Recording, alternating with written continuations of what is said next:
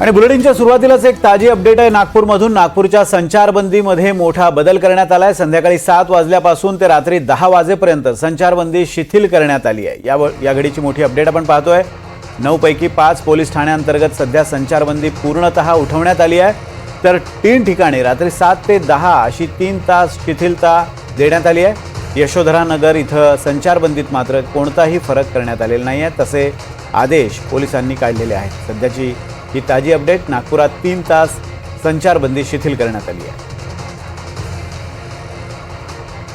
5 police station हद्दीतील संचारबंदीत शिथिलता आणण्यात आलेली आहे। याशिवाय 5 पावली, शांतीनगर आणि लकडगंजमधील संचारबंदीमध्ये शिथिलता आणण्यात आली आहे। सक्करदरा आणि इमामवाडामधील संचारबंदी 7 ते 10 या दरम्यान शिथिल करण्यात येणार आहे।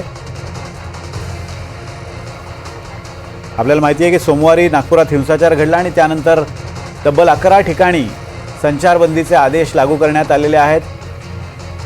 त्याचबरोबर गुरुवारी ही संचारबंदी काहीशी शिथिल करण्यात आली होती, मात्र शुक्रवारी पुन्हा एकदा संचारबंदी लागू करण्यात आली आणि आता ताजे अपडेट्स जे समोर येतात त्यानुसार नागपुरात 3 तास संचारबंदी शिथिल करण्यात आली आहे। संध्याकाळी 7 ते रात्री 10 वाजेपर्यंत संचारबंदी शिथिल करण्यात आली आहे। एकूण 5 भागांमध्ये ही संचारबंदी शिथिल करण्यात आली आहे। 11 पैकी 5 ठिकाणी संचारबंदी शिथिल करण्यात आली आहे।